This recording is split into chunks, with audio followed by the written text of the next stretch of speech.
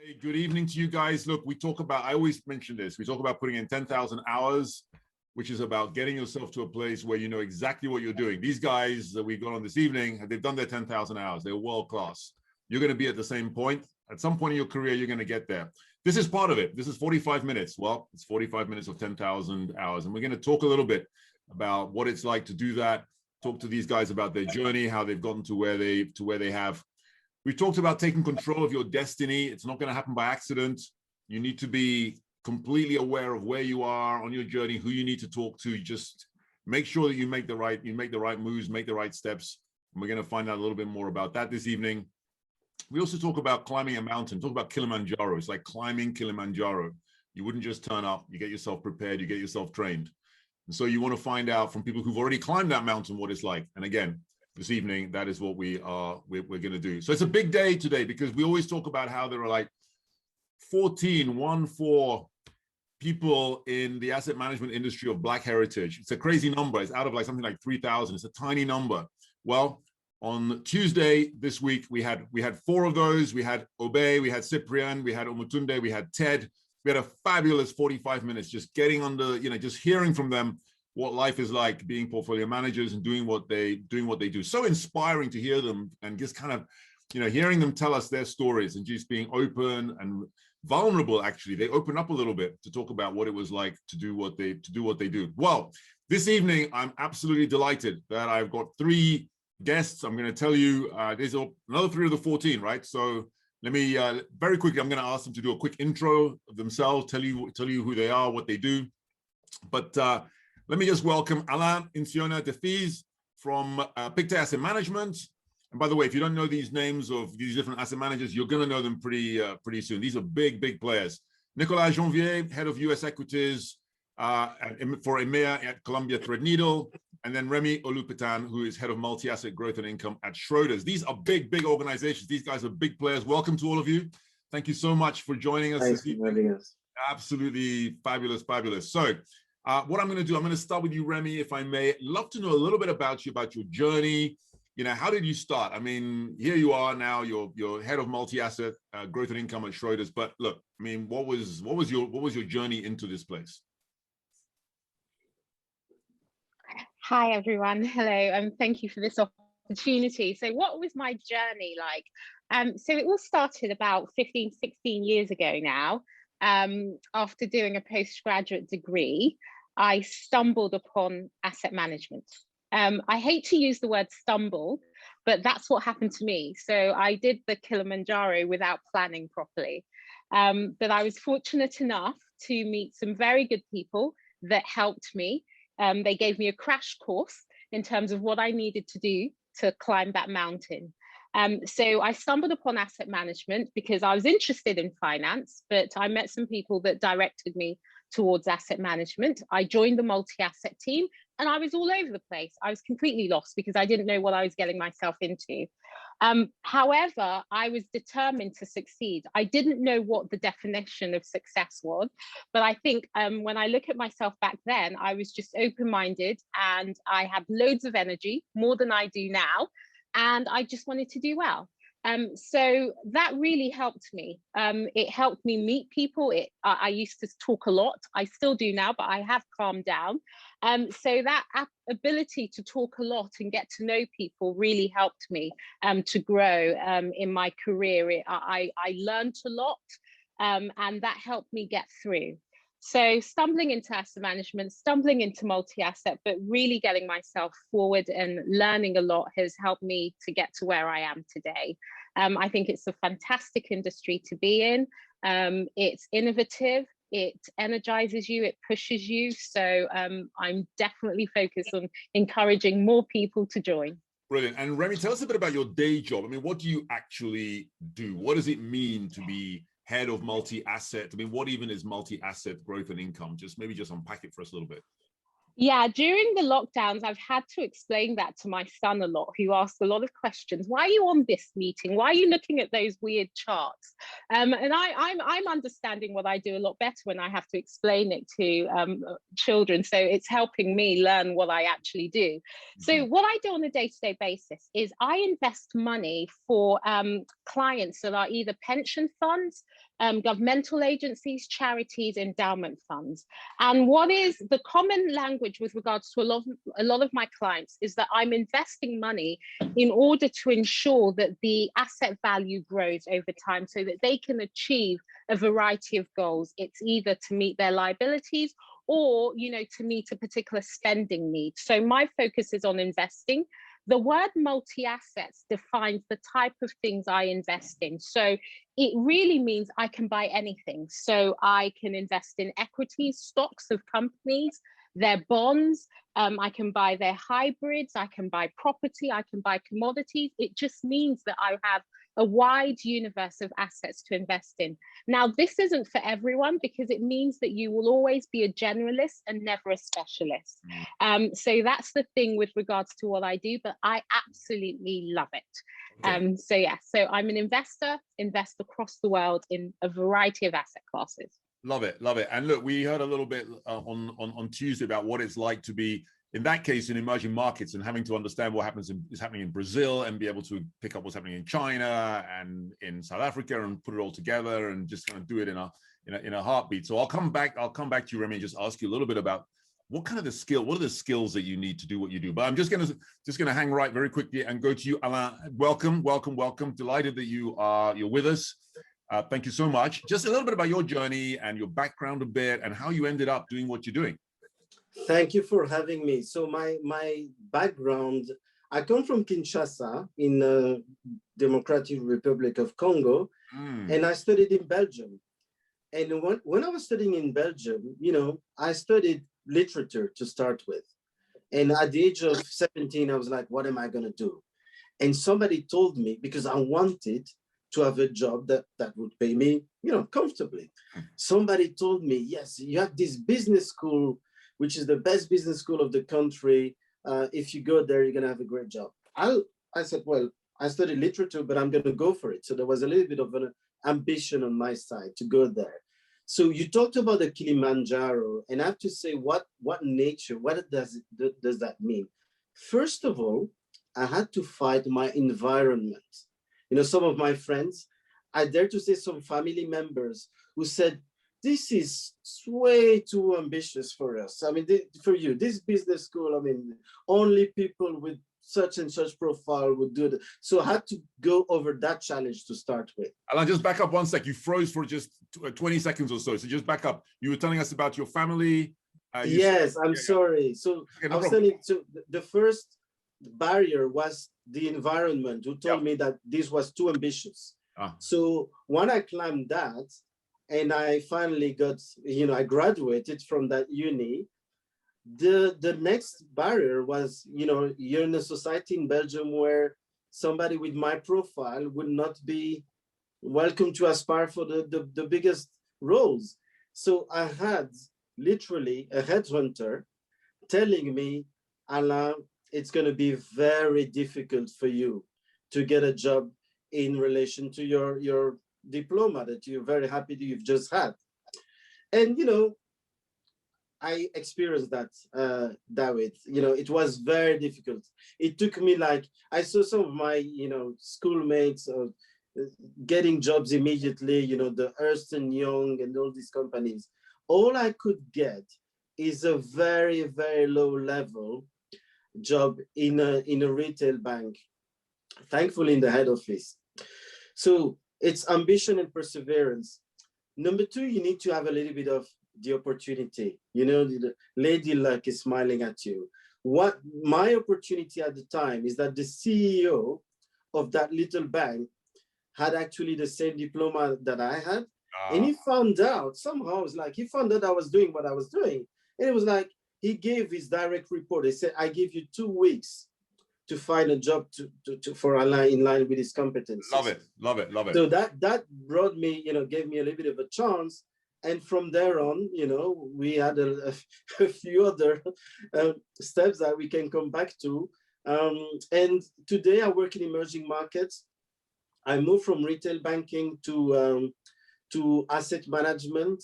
And like Remy, I didn't really know about asset management and I didn't really know about credit. So for me, it was all about investment banking and equities, but you have to be open-minded. And looking back, what a great joy it is for me to do what I'm doing today, investing in emerging market credit. I really love it. So I'm going to stop there. I'm sure we can come back to yeah. But tell us a little bit later. Fantastic. Tell us a bit about your day job. I mean, what do you do day to day? What does it actually look like? A little bit, just a hint of, we'll get into it a bit more, but just what do what does it involve? So we manage portfolios investing in emerging markets corporate bonds. So because it's corporate bonds, you really have to interact with the companies you're investing with a lot. It's all about, you're lending to them, right? You're talking big institutions, you're talking the minimum size of an issuance we're participating in is $500 million. So it's really big companies. Yeah. But you usually dealing with the CFOs, the CEOs, trying to get a sense of their strategy. And then that gives you a sense of whether the company is attractive enough then to build your portfolio with all these bonds. You interact with investment banks and look at valuations, see if you can find the bond in attractive prices. And so I interact with because I'm heading up the team, I'm interacting with the companies we're investing in, interacting with the sell side in order to be able to attract those assets, to buy those bonds. And also there are a lot of interactions with management in terms of the strategy of the business, where we want to grow the business, the sales force as well, because we obviously try to market our product. So it's multidimensional, but it's fascinating. Fantastic. Absolutely superb. I'm going to come back and we'll dig in a little bit more to that. But Nicolas, thanks so much again for joining us as well. I know you've got a fantastic story as well. So maybe just clue us up a bit about a little bit of a background and just what was your journey and how you ended up where you are now. Yeah, absolutely. I think one of the joys of going third is you listen to other people and you just realize how much commonality they are in terms of our stories, different details, but the big picture seems to generally rhyme. One thing that I would say is I think like a lot of people on this call, I came from an immigrant family. I was born in Haiti, which is in the Caribbean. I lived in Haiti until I was 12 years old. And many of you would know from history that Haiti was the first independent former slave colony in the world. And my family moved to the United States when I was 12 years old. And I grew up in Miami, Florida. Ended up going to the University of Florida. And I must admit that, as the first person in my family who attended university, there are a lot of things that Alan just sort of said about people's expectations of you and their image of who you are because of where you come from or what you look like that you do have to overcome. But I'm sure that those are things that many, many people on this call can identify with, if you will. My very first job, Alan talked a little bit about luck. I wasn't quite sure what it is that I wanted to do with my life. My degree was actually in journalism. I wanted to be a broadcaster, and that's what I was going to do. I had done a ton of internships, etc. But I happened to work in the office of the president of the University of Florida. And one afternoon late in the day, as we're wrapping up the day, he just sort of, in a very authoritative way, said to me, you've been here for 2 years, Nicolas, and I expect that you have some, plans ahead. And, I didn't really have plans. Says to me, well, I have a friend in California. I will send them your resume and make an introduction. And he tells me his friend's name is Dave Patrick, who I had no idea who it was. As it turned out, Dave Patrick was the CEO of the Charles Schwab Company. And the two of them sat on a couple of boards together. And so that was my sort of first big break. I went out to California, worked for the asset management, wealth management business at the time, which was called US Trust. So you get into the business, but it's early days. And I must admit, like a lot of people on the call right now who could certainly identify with this, investment banking, equities, right? It's all finance, right? And it's very hard to get your arms around until you're actually in it. And you know, for me, as I did it more and I learned more and I got more comfortable, mostly sort of as in assistant type roles, the thing that became more and more obvious to me, and the analogy that I always use is, as a wealth manager, you're very much, it's like you work for Jaguar, but you work on the sales floor, right? And for me, I knew that the way that my brain worked, I didn't want to, I like working for Jaguar, but I wanted to be and I wanted to be in manufacturing, right? I knew that I wanted to be one of the engineers that was actually designing the car instead of selling the car. And you know, I would say to people that that is, in fact, the skill sets are similar, but that is a really big distinction and something you should be thinking about, right? In terms of who I am at my core, what my core competencies are. You know, am I someone who is, you know, better at the factory and manufacturing, or would I do better on the shelf? Got it. Right. Yeah. So, you know, and long story short is I just sort of grew my career. And, you know, I was thinking about it when you mentioned it earlier. I made a couple of changes, but the big opportunity came when I joined Columbia Threadneedle in 2006 in our New York office, and I worked on a portfolio team as a junior and just sort of really grew. And the one thing that Alan said, which really resonates with me, and I know Remy agrees with this as well, is you work really, really hard, but it's really, there's an element of serendipity, right? Because you just don't know who that person that you're gonna sit across, have a conversation with, gonna open that door for you. And that's one thing I would say to people is be very thoughtful about building your relationships, how you carry yourself, because believe it or not, people are watching you from day one. And especially for people who look like us, people are absolutely watching you. Yeah. I'm gonna jump in at 1 second now. And I'm gonna just go. Thank you so much for that. You set us up perfectly, because I'm gonna come to you, Remy. One of the points that both Alain and Nicolas have made is that at some point, someone saw them and was like, you know what? I want to give these guys a break. So I'm gonna call my buddy. He's like the CEO of Charles Schwab. These are big. You don't just make these calls unless you've got a good reason for making them, right? Did you have any of that? I mean, did you have a mentor or someone who at some point just was like, you know what, Remy there's something special about her. I'm just gonna help her in a way to just kind of navigate the corridors, because you need that, right? I mean, did you have anything like that? I think that's so important in our industry. It's really about relationship building. So I was quite fortunate because I joined the graduate program at Schroders back in 2006. So I was very fortunate to at least get in. And the advantage of joining a graduate program is, to some extent, the company invests in you for 2 years. And after that, you're kind of left to your own to try and succeed. So I got in and I thought, okay, I'm in, I'm safe. And then I kind of had to find my feet. Now, I was quite fortunate because I had a number of sponsors that I met over the years. And to be clear, these sponsors were not necessarily senior people. And I think that's what's important, in that you don't know who your sponsors will be. Don't always assume that they will be the most senior person. Yeah. So my sponsors were my direct line manager, other analysts, other graduates. And for me, it was really important to just work very hard, because you don't know what people will say when you're not at the table.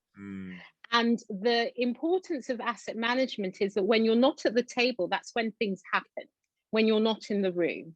And so in order to get that next opportunity, it is really important to have somebody that says, actually, I did work with Remy on that project, and I think she did very well, so I'm happy to work with her again. Now, you're not present in those meetings. There, right? You're not there. You're not there. Yeah.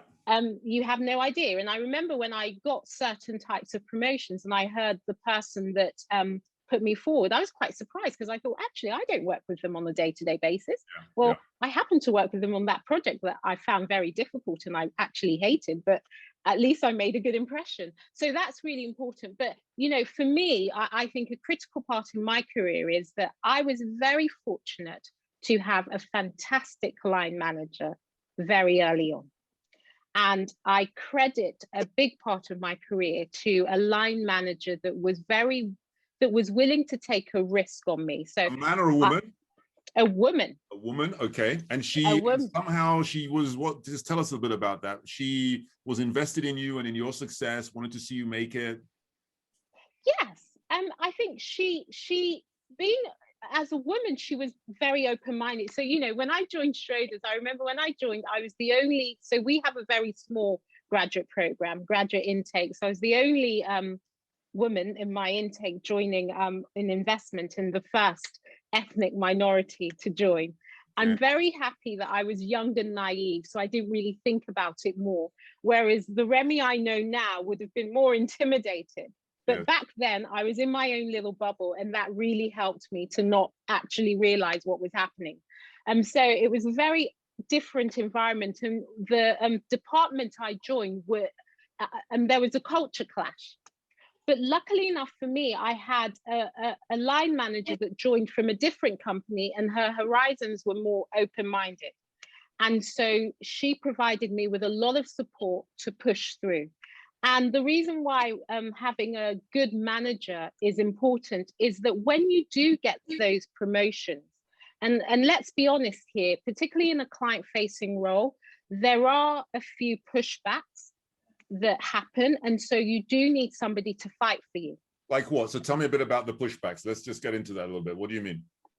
So for example, one interesting thing that happened to me once is that when I was promoted to manage a fund, apparently one of our, an important client consultant thought it was quite peculiar to have somebody like me managing somebody like you. Fund. Let's spell it out. A woman, and also someone who's Black. Yes. The question at the time, it was the view was that I may not connect with the client. I may not connect with the client. Yeah. Now, to be honest, I found out about this through, nobody told me this directly. I found out by accident. But again, going back to that point about having sponsors when you're not in the meeting or not at the table. In this particular occasion, my line manager and also members of distribution, so various people within my organization thought it was absolutely ridiculous. And they said, actually, we're willing to take a risk. And whether you want to partner with us or not, we are going to take this risk and put this lady forward. And when I found out about that, because even as a person, I lacked confidence. I thought I wasn't ready. Yeah. But when I found out that I had that backing, it really made me feel, I felt to myself, I need to really, because of this encouragement, I must succeed. Yeah. And that made a real difference. That is really powerful. I'm going to jump across to Alain and just ask, Alain, you also had someone who just said, look, Alain's got the same qualification as me. What is he doing in that role? Did you have this kind of, something similar to what Remy was just talking about, where you had a pushback of some sort and you had to somehow navigate it, but you had a sponsor? This theme is coming back, right? Someone who's like your rabbi. I used to call it like my rabbi, or my, you know what I mean? Somebody who's looking out for me. And what were the skill sets what did he see in you, Alain, that made him say, this is ridiculous. He can't be in that job. He needs to be in this job. Well, at the beginning, it was just, the qualification. He said, look, we have the same diploma. I can't be CEO of the company. He's doing what he's doing right now. That doesn't add up. And then when I moved to asset management, it was really a question of, as Remy said, you need to be well connected, with your colleagues, with your superiors, everybody. You need to have that connection. Let me give you an example. The way that I moved to emerging markets, because I started being a credit analyst when I joined asset management in developed markets. And, I really enjoyed it. And we were at the time working in Paris. The opportunity was in London. And I hadn't heard about the opportunity at all. So because, sometimes internally, jobs are not promoted very publicly. And one of my colleagues said, have you heard about that opportunity? That's something for you. You should go. So there's an element of you obviously have to work hard, prove yourself, prove that you're ready to go the extra mile, that you're ready to take it. And then somebody's going to present the opportunity to you. You have to take that step. Then what happened is that I joined that team as an analyst. And because they were investing in sovereign emerging debt, and I was the only corporate analyst. So by just being an analyst, at some point they said, well, you're making recommendations to us if we can't really act upon that. I mean, we have not much value to add to those recommendations. So why don't you manage the portfolios yourself? That's a very big, step of confidence from my boss at the time. And then you have to take that chance again. Sometimes you might think, oh, it's a bit early, I'm not ready. The first time somebody said, actually, I was meeting a client and they were saying, oh, wait a minute, we're waiting for the portfolio manager. I was like, who are they talking about? It was actually me. I was like, so it was like, so you need to get to that step, take the risk, go for it. And whenever an opportunity is presented to you, just try and take a leap of faith.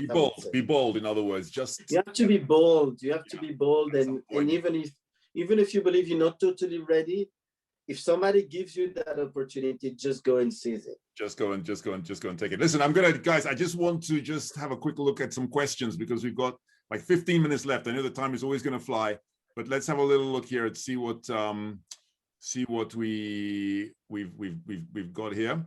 So there's a question about numbers and how numerically adept you need to be. Are you guys all like mathematical geniuses, came top of your class in maths? Or did you, maybe not so much and you did something a little bit different? Okay, there you go. So I'm going to throw it to Nicolas. Tell me, what's your story then? The reason I'm putting this up is this is not to suggest at all that I'm a mathematical genius, is to show everyone that I have one of these, right? And I think what you need to be able to do is use one of these. And to me, that's the extent of my relationship with numbers, right? I think, effectively what I am trying to do every day as an investor is first and foremost, understand the company qualitatively, right? What is the unmet need in the world that this company is solving for their constituents that will warrant them paying them money to do this, right? And, I know in this profession, when you look at the tape and when you hear people talk and people talk about their models, et cetera, right? There's obsession over the numbers, but the numbers only make sense in the context of the qualitative analysis. So don't be psyched out over this concept that you have to be some mathematical genius. Do I have colleagues who are? Yeah, but I also have colleagues who have degrees in literature. I am a journalism major, right? And so what's your special skill set? And Nicolas, what do you do that's just like people would just say, you know what, you want that thing done, go to you. Like, what is your special sauce? What do you bring to the party that it's different level to everybody else, would you say? Yeah, that's a really interesting question. At its core, I think, and I was really happy to hear both Alan and Remy talk about taking risk. Yeah. Because I think at the core, what an investor does is you're constantly gauging risk reward, right? There is nothing that is risk-free unless you're talking about, say, a US Treasury. But at every point in time, you're trying to gauge what is the level of risk that I am taking here? And is there a commensurate reward for that risk? Right. And so if you were to ask me, what do I do really well? I think at that point in time, I'm trying to really assess risk reward. Right. And the interesting thing about thinking about what we do in that framework is that you then port that into all other aspects of your life. Right. And by the way, you may not think it's a skill that you possess, but you are inherently every single day, just about every time you make a decision, you're assessing risk reward. Yeah, cost benefit analysis, right? You just appreciate that, recognize it for what it is, harness it, and I think the more you work at it, the better. Yeah, let me jump to Remy and ask you, what's your superpower that if I was to say to you, to your colleagues, your, people you work with, like, what does Remy do that, it just marks her out from everyone else? I mean, and then also just touching the numbers thing, are you like a physics double first? What's the story from that perspective? If you ask my colleagues, I'm sure the answer will differ to mine. I guess everyone's slightly different in terms of what they think their superpower is. I would say that my superpower is probably being calm. So the problem with working in multi-assets is that you're expected to always do well because you have such a wide variety of asset classes at your disposal. So our clients want everything. They want returns. They also want risk management. And so there are times where things can get very stressful. And so what I tend to do with my team is just that calmness, which is, let's just sit back. We are not bigger than the market. We are a part of financial markets. Therefore, let's not be arrogant. Let's sit back and think about certain things happen. And our job is to not be reactive. We need to be proactive, not reactive. So that calmness helps, particularly within a team. In terms of maths, and so I do have a stats degree. I did statistics. Although I totally regret it because it's actually, I think sometimes having a theoretical understanding in this industry is not particularly helpful. It's a very practical industry, and what matters is experience and learning through experience. And so what I've noticed, certainly in terms of my team, is that we have a diverse skill set. So similar to Nick, we have people in my team that studied history of art, geography, and then you have statisticians, and we all work together. What really matters is, are you passionate about investing? Yeah, this keeps coming up, this question. We've asked this question, what do you need? You need passion. Just, you've got to care, right? I'm going to come back to you all in a bit and ask you a little bit what you care about, right? I mean, can I add one more thing? Because I think Remy was just hitting on this, and I think this is massively important. You asked, what's your superpower? I've met a lot of the people who are on this call, and I can tell you that their superpower is their character. At its core, what we do is about judgment. No one will put you in charge of anything worthwhile unless they trust your judgment. And they won't trust your judgment unless they trust your character. I've met the people on this call.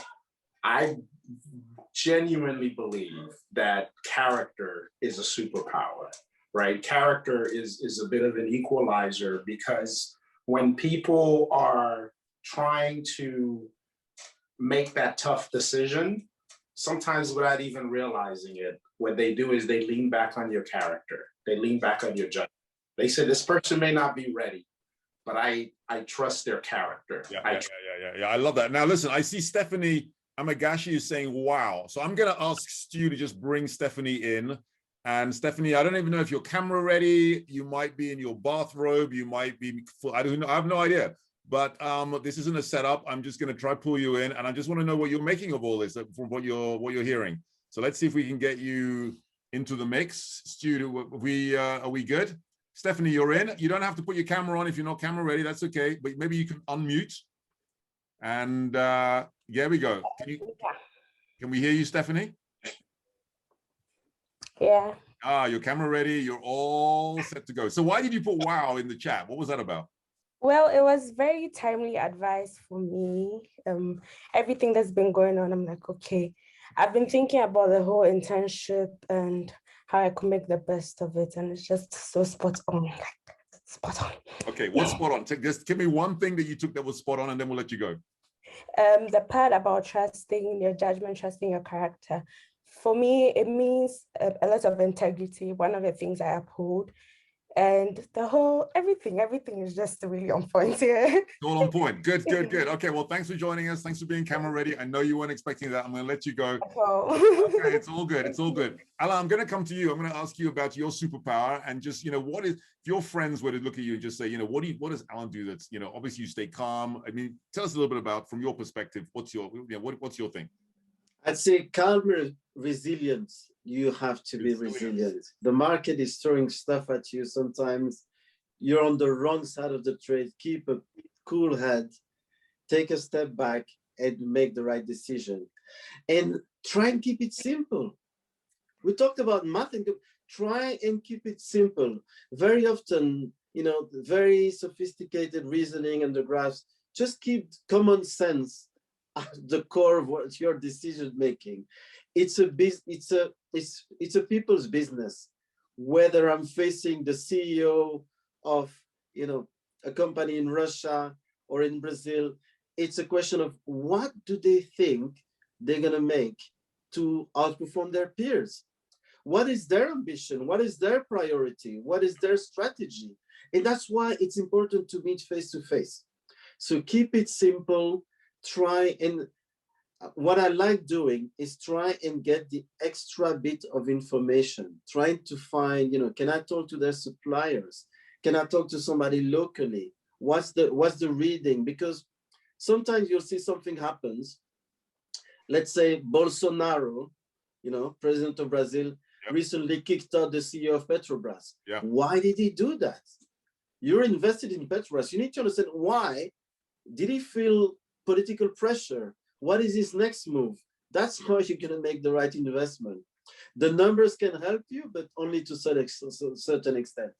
Okay, here's a very interesting point. Okay, so Tunde Lawal was on here on Tuesday, and I was asking her about an example of having to make decisions, and and just what might be an example. She said, "Well, Bolsonaro just kicked out the CEO of this petroleum company. You had to make a decision." Literally the exact same example that you gave. Fantastic. I obviously you weren't there, you weren't watching it, but this business of making decisions, having great character, being able to stay calm, being able to take risk. Isn't it interesting? You're not talking about being mathematically a genius, right? These are all actually other characteristics that make you successful. I mean, I've been in the industry for 34 years, and I completely agree with you that without a doubt, every year you will go through periods of extreme stress. It may be the trade or whatever it is, but you walk into the office, you've got your coffee, you've got your croissant, you sit down, and then boom, something hits you, right? And if you can't stay calm and make good decisions with integrity, you don't gonna last it, right? It's not gonna, Because they would sometimes you're the head of the team. Yeah. So the team, they're looking up at you. So if you're stressed out, if you panic, that's definitely not the right way to do it. If you want to lead, yes. Totally Remy's point and Nicolas's as well. I'm going to ask you guys, because we're going to run out of time. We've got 5 minutes to go. I love the way these things always just fly by. But why do you do what you do? Nicolas, let me come to you. I mean, do you do it? Is this a way for you to get like super rich? I mean, you're working in asset management, it's finance, you're surrounded by money the whole time. There's this sort of idea that, oh, well, if you're an asset manager or a banker, well, you're going to be super rich and everything's going to be fantastic. Is that why you do what you do, or is, what drives you? No, I do what I do for a couple of reasons. One is of all the things that I've been exposed to in my life, this is probably one of the things that has the most intellectual rigor. And, it's constantly working on that 10,000 piece jigsaw puzzle, right, that you're trying to put up. And what's even more important is you're trying to, the box doesn't have a picture on it. You're putting up the jigsaw puzzle and trying to figure out what the picture is all at once. And I just find that to be massively fascinating. But there's another part of me and I have to be honest, it's because I like to prove people wrong. Okay. I couldn't.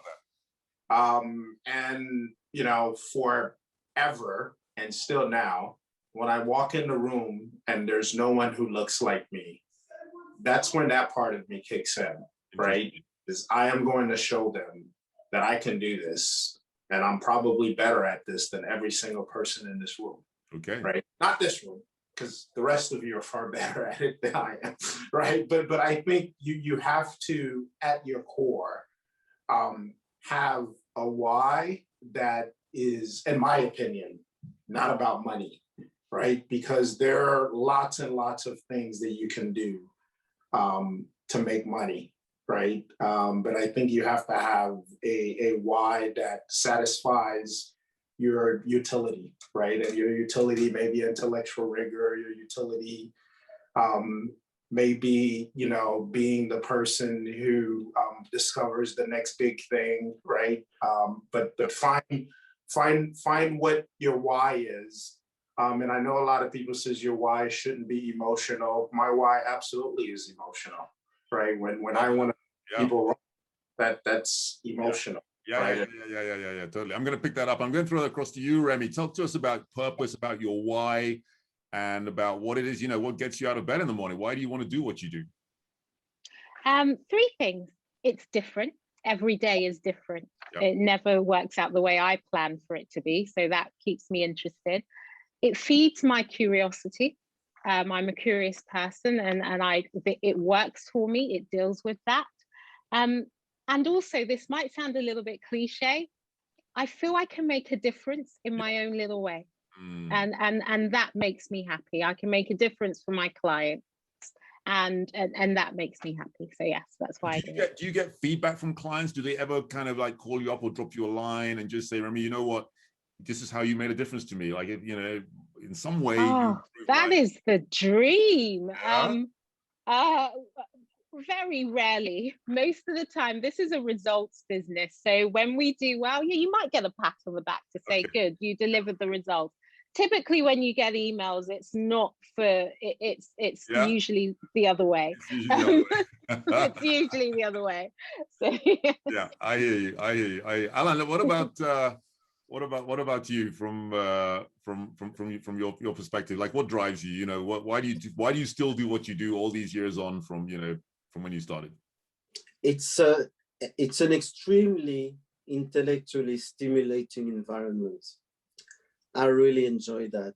And then you have a little bit of the competitive aspect, you know, you're competing against other funds. We're looking at it like you would look at the evolution of the Premier League, right? You're like, oh, where, you know, you have your ranking, you look at that every day, you're trying to beat the benchmark, you try to beat your peers. And at the same time, yes, giving back. It's great to exchange and to think that you can help you know, your team growing, your colleagues growing, and help your clients as well. So I really like the variety that it brings. It's allowed me to travel a lot as well, to discover other culture, other countries. So love it. Fantastic. Listen, we got to wrap, but I want to ask you all, if you were giving some advice to the guys on the call now, and you know, they've got 6 weeks of an internship, right? And you got to impress. And you guys have been fantastic in just giving a sense of what it is that marks you out from other people. What advice would you give? You're starting out, maybe you're Stephanie or someone else on the call. They've got 6 weeks. Just one short, sharp piece of advice. What would it be? Alan, let's stick with you. I've got you on camera. What would it be? Be super curious and believe in yourself. That's what I would say. Super curious and believe in yourself. That's so important, right? Because it's believing in yourself where you're like, I'm not so sure.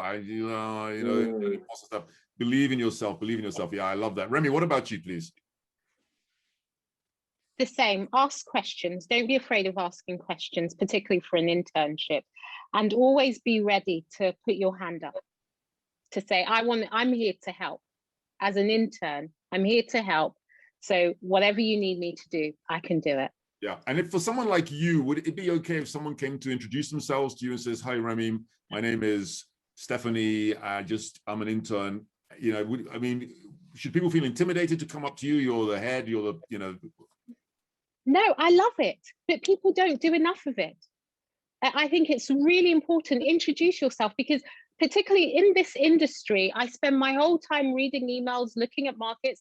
I love to have that 5 minutes where someone comes to me and says, you know, this is what I'm doing. I'm interested in this. It's like, finally, I can do something, talk to somebody about something different. It's fantastic. Please do. And you'll find most other people like me are exactly the same.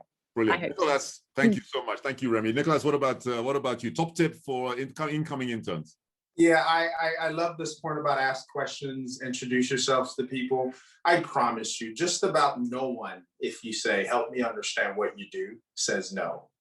People like to talk about what they do, right? And then the other thing is, this one is is not very precise, but I think about this a lot. In every situation, in every organization, there are really only two kinds of people. That's how I always assess my team. Okay. Problems and their solutions. Yes. Present yourself as the solution. Don't be the problem, be the solution. That's a great tip. Of Jay-Z, you know, have 99 problems, but Nick had one, right? And at every point in time, that's what I think about. Love that. That's a great way to end. Ladies and gentlemen, that's just been absolutely brilliant. Look, we got 45 minutes or so. I want to thank all my guests, because you guys have been amazing. Alain, Nicolas, Remy, thank you so much. Congratulations on all that you're doing. You're all changing the world, making a difference. It's been inspiring to see people like you making it to the top. And guys, look, we're back again. As you know, we're back on Tuesday. Be there. It's going to be a good one. And yeah, stay safe, stay well. By the way, if you reach out to all these guys on LinkedIn, I'm pretty sure that they're gonna respond. And if you've got direct questions, throw them the questions, and I'm sure they'll get back to you. You want to start making these contacts. You want to start making these relationships. And there's no better place to start than this. So thank you all very much. Got a great evening ahead. It's light, it's bright out there. The sun is even shining. It's beautiful. See you soon. Bye-bye.